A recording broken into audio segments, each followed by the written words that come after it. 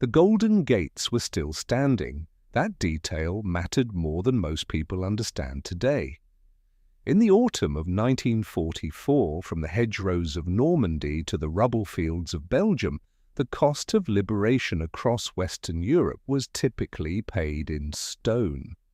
Caen, one of the oldest cities in Normandy, a city of medieval churches and Roman-era streetscapes, was 75% destroyed by the time British and Canadian forces entered it in July 1944.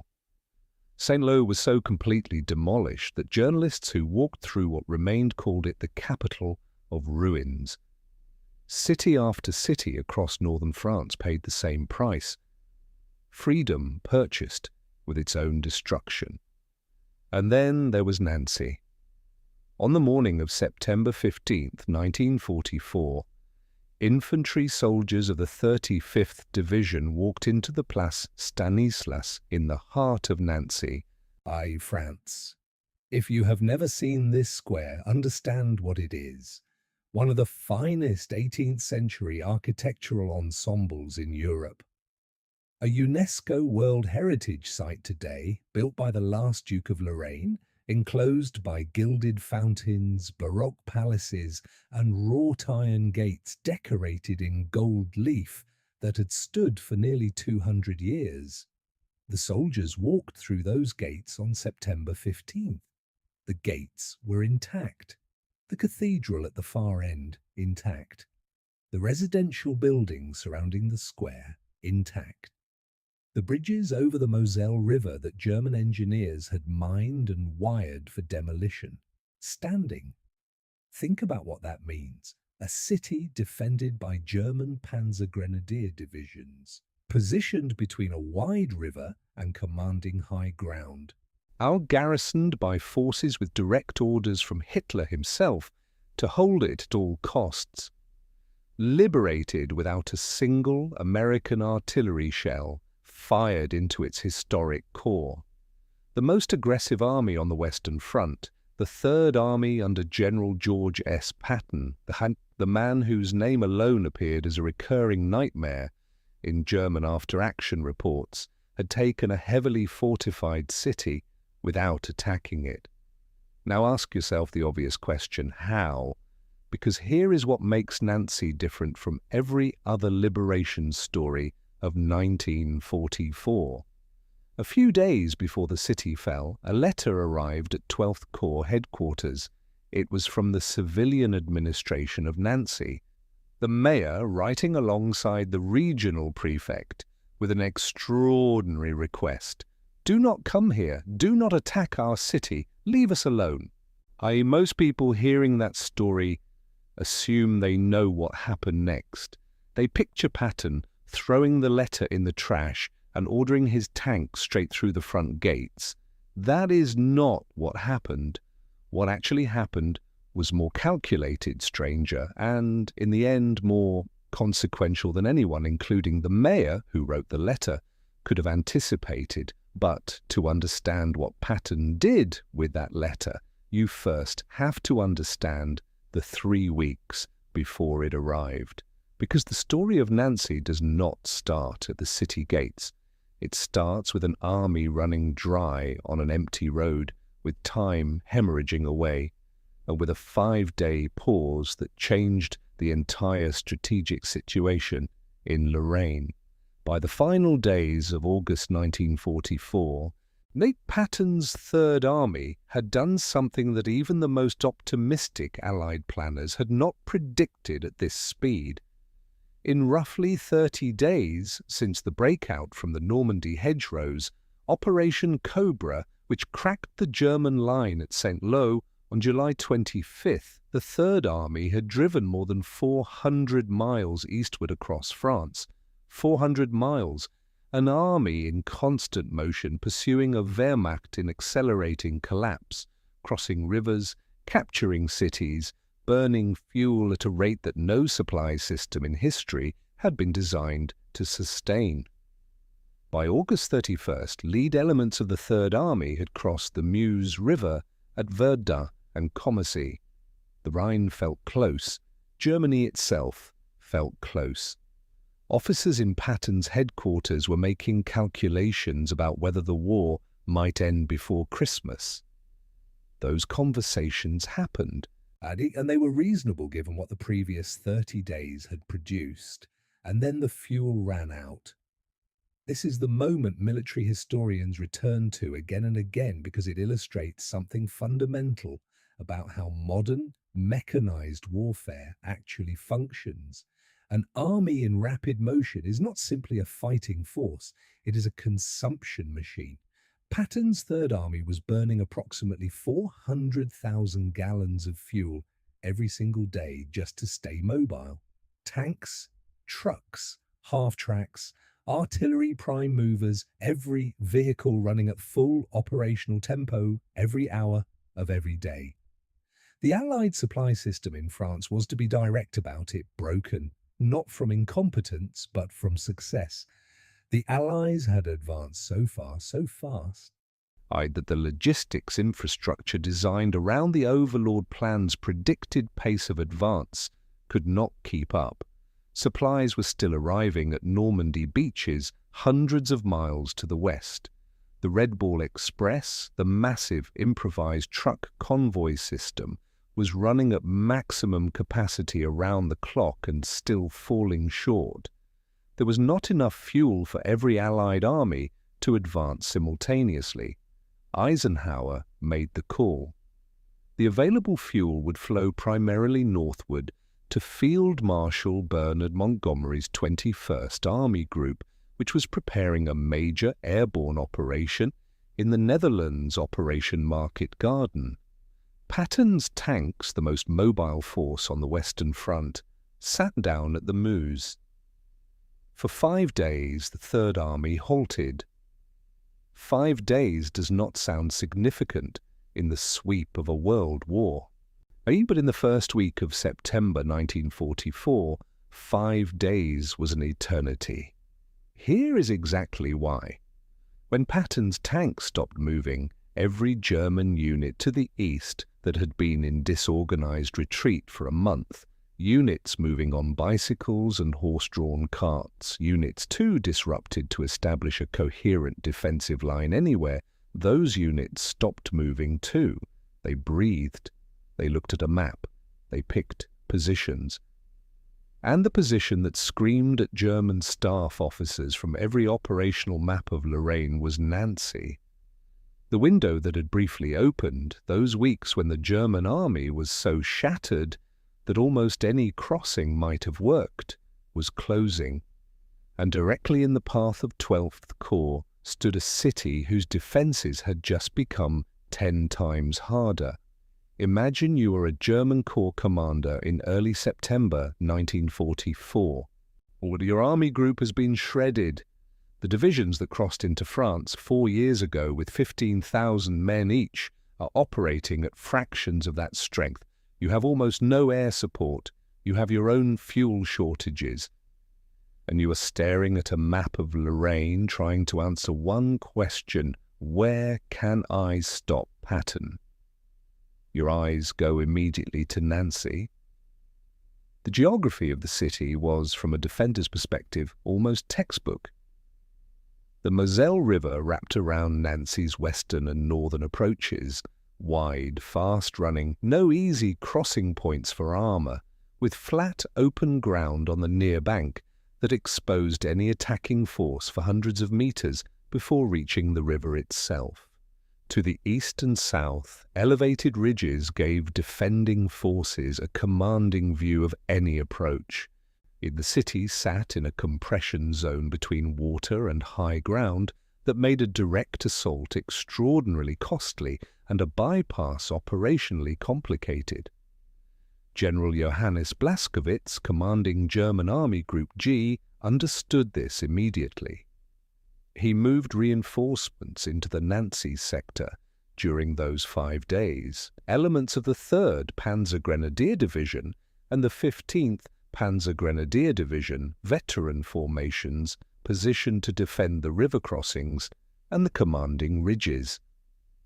German engineers mined the bridges over the Moselle inside the city. Artillery observers registered the approach roads from the west. Anti-tank positions went into the high ground on the far bank. Every hour that the Americans sat idle at the Meuse, the defenders at Nancy grew stronger, more organized, more lethal.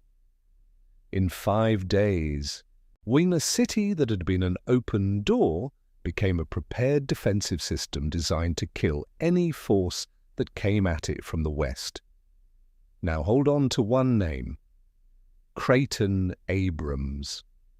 He was 29 years old in September 1944, a lieutenant colonel commanding the 37th Tank Battalion of the 4th Armored Division, one of the most experienced armored formations in the United States Army. In 3 months, he would command the column that broke through to Bastogne and relieved the 101st Airborne during the Battle of the Bulge.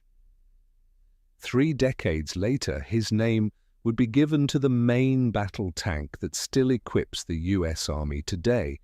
But in the first week of September 1944, he was sitting on the west bank of the Meuse with empty fuel tanks waiting for supply trucks that had not arrived. What Abrams did during those 5 idle days was study maps. He memorized the terrain between his position and the Rhine. Rivers, roads, ridgelines, the places where armor could move fast and the places where it would become a target. He ran his eyes over the ground south and east of Nancy until the contour lines became instinct. He did not know it yet, but that knowledge was about to determine whether the entire Nancy operation succeeded or failed. When fuel finally arrived and the Third Army lurched back into motion, the ground ahead had changed completely. The question was no longer whether to take Nancy.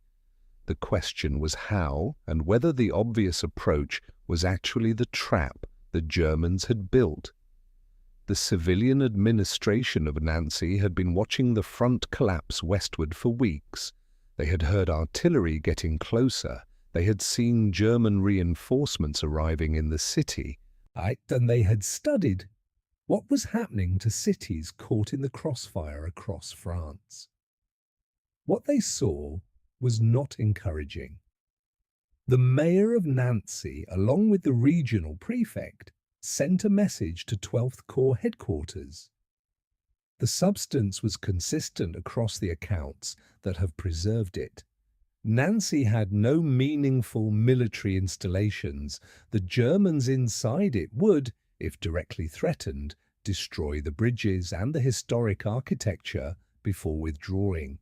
If the Americans attacked frontally, the city would be caught between 2 fires. The civilian population would suffer. The 18th century center, the Place Stanislas, those golden gates, the Baroque palaces, the structures that had survived the Franco-Prussian War and the First World War intact, would become what Caen had become. But the mayor was not asking the Americans to halt their advance. He was asking the most aggressive general in the Allied army to go around. Major General Manton Eddy, commanding 12th Corps under Patton, received the letter and brought it up the chain. Patton's response, in the popular version of this story, gets reduced to a dramatic dismissal. The operational record tells something more instructive. Patton looked at the letter, then he looked at the map. Because Patton was, beneath the theatrical exterior, the pearl-handled revolvers, the speeches, the calculated theatre of command, a serious student of military geography. He had graduated from West Point in 1909. He had studied every major Western Front operation of the First World War. He understood at something close to an instinctive level that terrain is not background. Or terrain is the argument. What the map showed, combined with what the mayor's letter confirmed, was this. The German defensive deployment at Nancy was designed entirely for a frontal assault from the west. The artillery positions, the mined bridges, the infantry on the commanding heights, all of it was positioned to destroy an attack coming straight at the front door.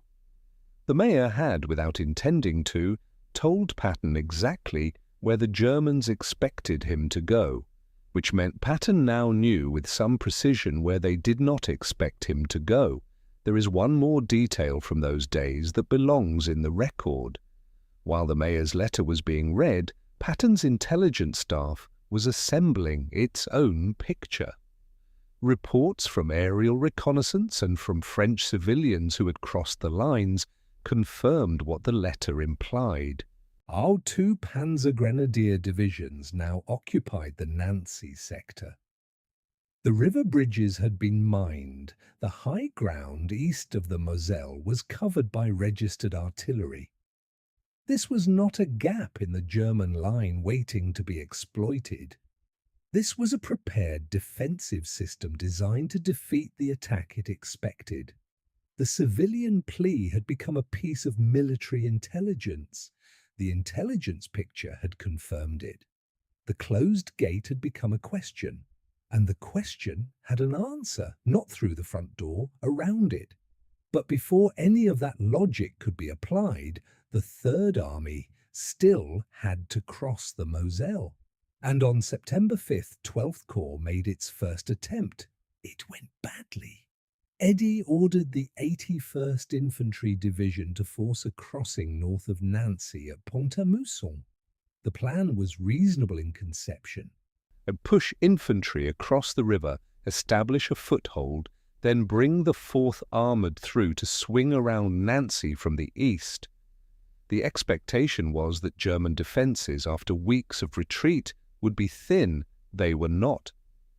The defenders at Pont-à-Mousson had used those 5 days exactly as prepared defenders should.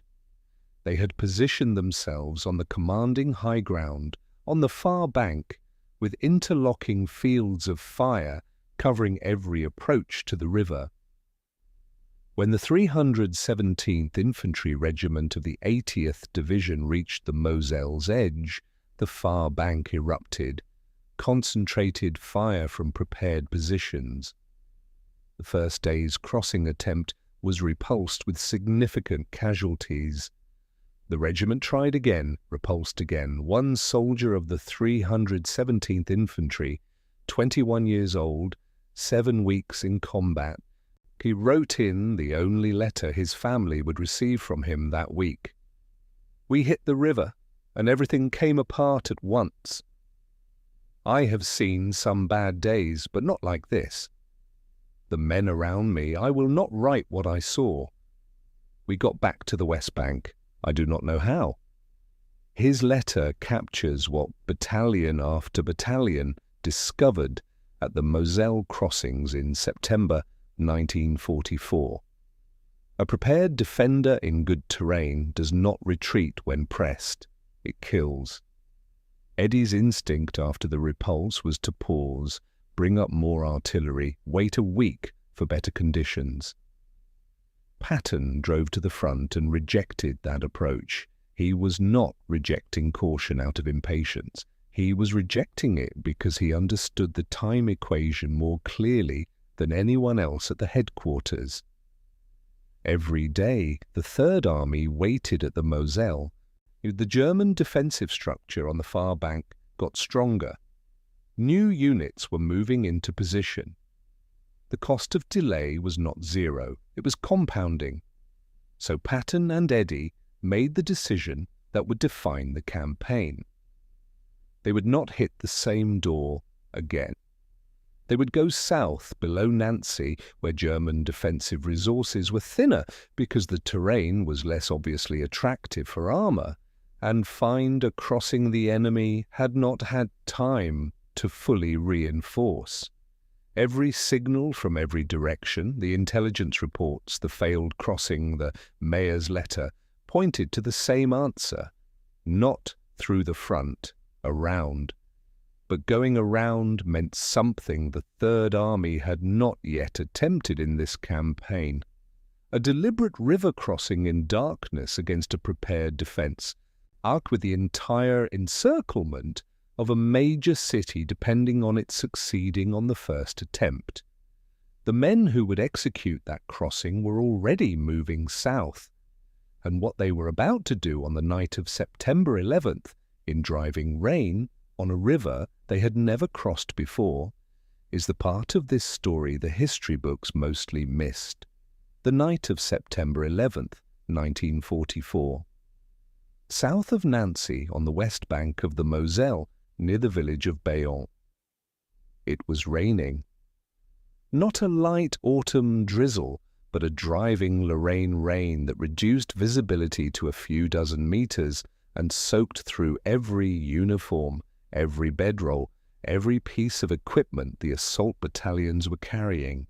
The Moselle was running high from recent rainfall, the current faster than the maps had suggested. The far bank was invisible in the dark. Either plan was an application of the oldest principle in infantry warfare. Find where the enemy is weakest and go there fast before he can shift forces to cover it.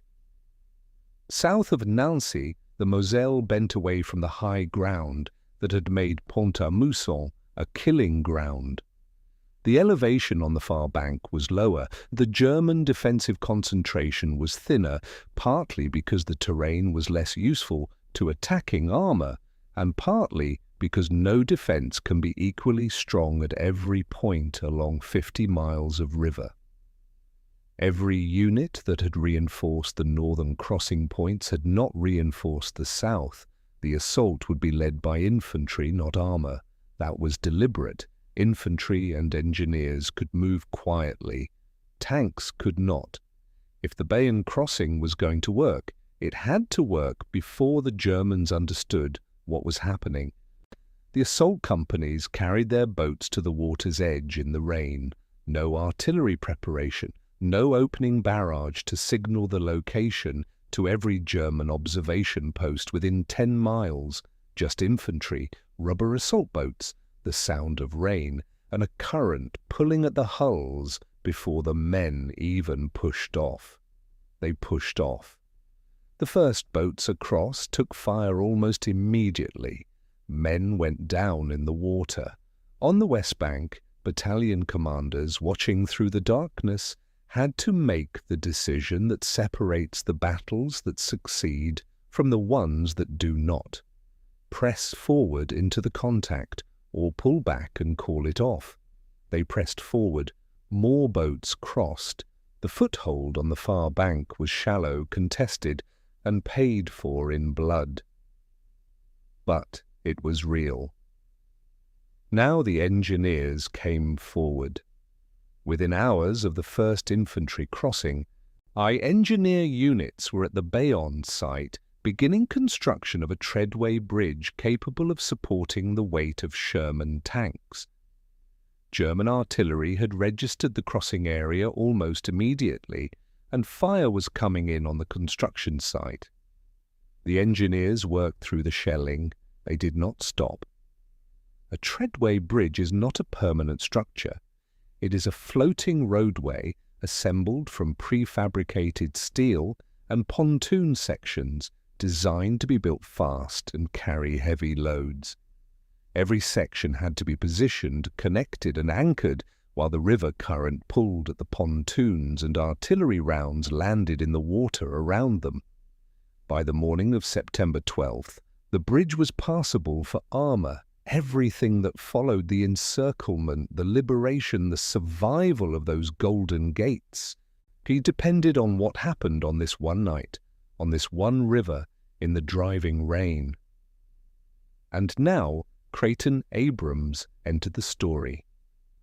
The man who had spent the fuel halt days studying maps of exactly this terrain. With Combat Command A of the 4th Armoured Division, moving through the bridgehead, Patton's plan moved into its critical phase. The order that CCA received was not to attack Nancy, it was to bypass it. Drive east around the city's flank, find the roads behind the garrison, cut the supply lines and retreat routes. make Nancy into a pocket. Abrams, leading the 37th Tank Battalion as CCA's spearhead, was moving his column through terrain he had mapped but never seen, at a speed that was outrunning German staff officers' ability to track him. The German Corps headquarters that morning were receiving reports of American armor appearing at road junctions that were supposed to be safely in the rear. The maps they were working from were already obsolete before they were marked.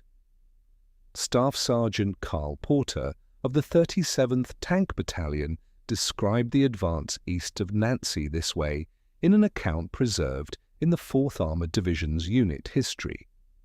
"We did not know where the front was. We drove east, shot at whatever shot at us, and kept driving. The only thing that mattered was whether we were still moving. The moment you stopped, you became the problem." That description captures something essential about how the encirclement actually worked, not as a clean operational diagram, but as a rolling, improvised operation held together by speed and aggression, and the inability of the German command to respond faster than it was being outrun. Meanwhile, the 81st Infantry Division was pressing from the north, the 35th Division was pushing from the south and southwest. The ring was closing around a city that was never being directly attacked, exactly as the mayor had asked for, though through no mechanism the mayor had imagined. By the evening of September 14th, CCA of the 4th Armoured had linked with infantry elements of the 35th Division at the Marne-Rhine Canal east of Nancy. The encirclement was complete. The German garrison inside the city was cut off, supply lines severed, exit roads blocked. The garrison began withdrawing during the night. German engineers prepared to blow the main bridges over the Moselle inside the city. And the demolitions either failed or, as some accounts hold, were defeated by French resistance members who severed the detonation wires. The bridges did not go. On the morning of September 15th, American infantry walked into the Place Stanislas. The Golden Gates were intact. The mayor had gotten exactly what he asked for, not the way he intended, because Patton's solution had made the interior of the city entirely irrelevant to the outcome. The fighting had happened at the river, on the ridgelines south of the city, and in the villages east of Nancy. Nancy itself had been the objective, not the battleground. But the story was not over. The moment Nancy fell, it sent a signal straight to Hitler's headquarters. And Hitler's response was already assembled, fueled, and moving toward Arcourt. But the German High Command understood immediately what the fall of Nancy meant. If Patton consolidated a bridgehead east of the Moselle and continued driving northeast, the entire German defensive line across Lorraine would unravel. Hitler ordered a major armoured counteroffensive. The force chosen was placed under General Hasso von Manteuffel, one of Germany's most capable armoured commanders. Manteuffel received 3 new panzer brigades, the 111th, 112th, and 113, freshly equipped with Panther tanks, plus elements of the experienced 11th Panzer Division. On paper, this was a formidable counterattack force. In reality, it had a problem Manteuffel recognized but could not fix. The new Panzer Brigade crews had received approximately 2 weeks of training. They could drive the Panthers. They could fire the guns. And what they could not do was operate in combined arms formations, read a battlefield changing faster than their maps, or adapt when the plan encountered friction. The unit they were about to attack, Combat Command A of the 4th Armoured Division, had been in continuous combat since July 1944. The gap in experience was not a gap, it was a canyon. The The counterattack opened on September 18th in the rolling agricultural terrain southeast of Nancy, near the town of Haraucourt. For the first day, the Germans came dangerously close to breaking through. Panthers pushed into road junctions behind American lines. American units were spread thin, caught by the speed of the German advance. Then the autumn fog settled across the Lorraine Plateau. Visibility collapsed to a few hundred meters. Manteufel's plan depended entirely on the Panthers' long-range gun superiority. The Panther's 75mm gun could penetrate a Sherman's frontal armor at 1,500 meters. The Sherman's gun could not reliably penetrate a Panther's front at any range. But the Panther had a vulnerability that inexperienced crews had not been trained to protect. Its side armor, roughly 45mm, was penetrable by a Sherman at normal engagement ranges. The fog eliminated the long-range advantage completely. At 200 meters, crew quality mattered more than gun quality. The 4th Armored's veterans maneuvered onto flanks the 2-week trained German crews never saw coming. On September 20th, as Panthers penetrated toward CCA's headquarters at Haraucourt, Major Charles Carpenter, a liaison pilot, I climbed into a fabric-covered Piper L4 Cub observation aircraft with 6 bazooka rockets strapped to the wings. He had no business attacking tanks in a plane that a rifle bullet could penetrate. He attacked them anyway. Diving through ground fire in repeated passes, firing rockets at the Panther formation, advancing toward the headquarters. He disrupted the attack at the exact critical moment. In armored warfare, disruption at the critical moment is the difference between a breakthrough and a repulse. The 11 days of battle that followed, September 18th through September 29th, became the largest armored engagement involving American forces on the Western Front until the Battle of the Bulge 3 months later.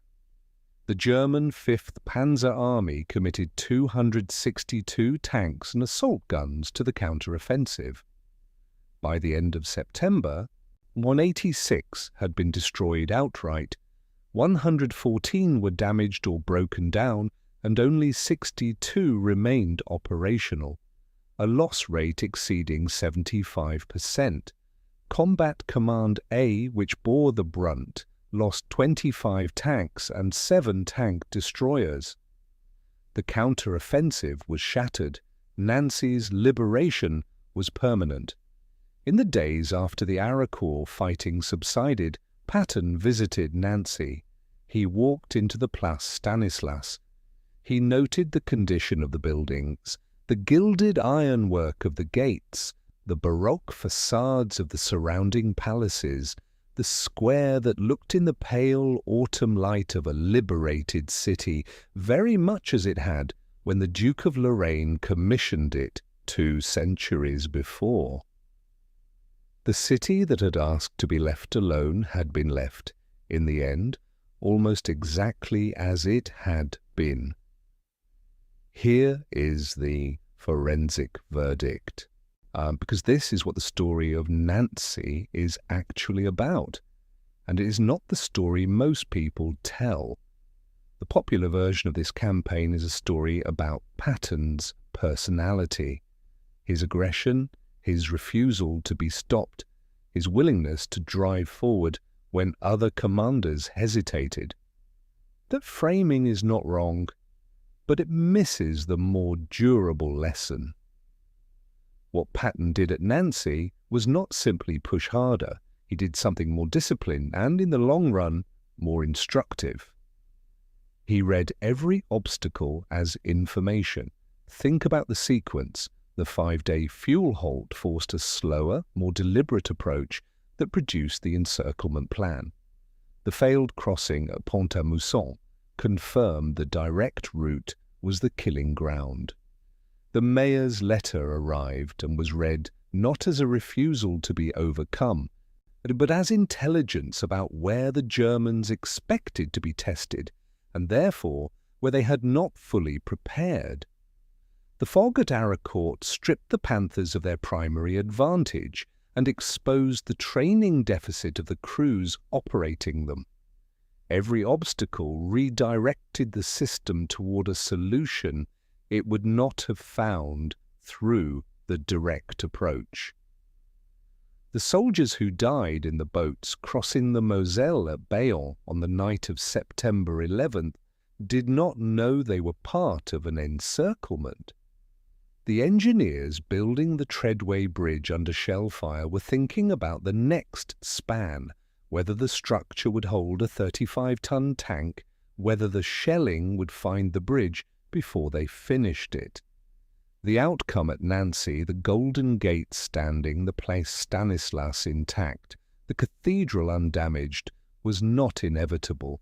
It required planning, adaptability, the willingness to fail at the front door and search for the back door before the enemy could close it, and the willingness of thousands of men to execute under fire what the planning table had designed in theory. It required a French mayor who wrote a letter he intended as a civilian plea, and that functioned in Patton's hands as a piece of military intelligence. He did not save his city by reasoning with an army or appealing to a general's mercy. He saved it accidentally, entirely, without intending to, by giving Patton information. This city is prepared for a frontal attack from the west. That information told Patton where not to go. And Patton, being the kind of commander who treated obstacles as questions rather than conclusions, used that information to identify where to go instead. If you visit Nancy today, the Place Stanislas is exactly there. The Golden Gates are there. The fountains work. The gilded ironwork that Patton stood in front of in September 1944 catches the same autumn light it caught then. Most of the tourists who walk through those gates on any given afternoon have no idea what happened in the fields and ridge lines east of the city that month. No idea what the Bayonne crossing cost. No idea that for decades after the war, farmers ploughing near Aracourt still occasionally turned up metal fragments from the September 1944 tank engagements, physical residue of a battle that preserved a city by happening entirely outside it. The gates were never opened. The army went around them. And the city that shut its doors on the most aggressive general in the Allied command was saved precisely because that general treated a closed door not as an insult, but as a question. Where do they not expect me to go? He went there. That is not a lesson from September 1944. It is a lesson that does not expire.